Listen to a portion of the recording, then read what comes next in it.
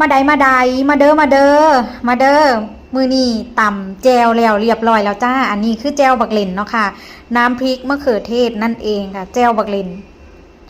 กะเป็นตาแซ่บอยู่เด้พี่น้องซิมเบิ่งแล้วพอดีสมแบบสมบ่แห้งค่ะสมมะเขือเทศค่ะมือนี้เฮากับสีตักใส่หม้อน้อยๆของเฮาเนาะค่ะหม้อกับบ่น้อยบ่ใหญ่ค่ะได้2หม้อน้อยๆหม้อดินเผาค่ะพี่น้องเป็นตาแซ่บเบิ่งกินก็หอมบักพริกขั่วจ้าแล้วเฮาก็สิตักใส่ตู้เย็นไว้หม้อหน่อยนึงแล้วเฮาก็สิเอาไปกินหม้อหน่อยนึงค่ะก็สิมีป่นเห็ดน้ำจ้าป่นเห็ดเข็มทองค่ะหรือว่าน้ำพริกนั่นเองน้ำพริกเห็ดเข็มทองค่ะ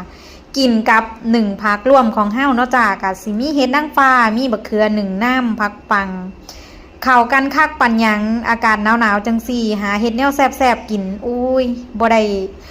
ได้จอยน้ำมูดอกค่ะกินอีหยังกะแซ่บกะกินกะซิมีไก่ทอดน้ำแน่จักหน่อยขาไก่ผูโจนของเฮาเนาะค่ะเอาไปทอดแล้วขาหนึ่งกินกับบักเขือ1อุ้ยแซ่บบักคักค่ะพี่น้องเห็ดนางฟ้าเฮากับหวานจ่วยเห็ดเข็มนี่ก็โอ้ยเอามาปนใส่ปลาแดกนัวบักคักเลยพี่น้องมากินข้าวน้ำกันแซ่บน้ำกันจ้าบรรยากาศเบิงพัก1เพิ่นก็เต็มถาดอาญะอยู่แต่ว่าอัน1เต็มหม้อเต็มอันถาดนี้บ่แม่นหยังดอกค่ะ1ไว้กินหลายมื้อเพราะว่า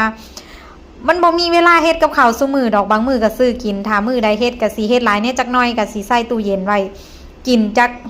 มื้อ2มื้อจ้าเฮ็ดเทื่อนึงก็เก็บไว้กลุ่มกิน2-3มื้ออยู่จ้าเพราะว่าเฮ็ดหลายถ้าได้เฮ็ดก็เฮ็ดหลายถ้าบ่เฮ็ดก็ซื้อกินจ้า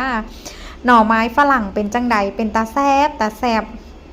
1ใส่กันโอ้ยเปื่อยๆเนี่ยจักหน่อยเข้ากันคักแซ่บหลายจ้า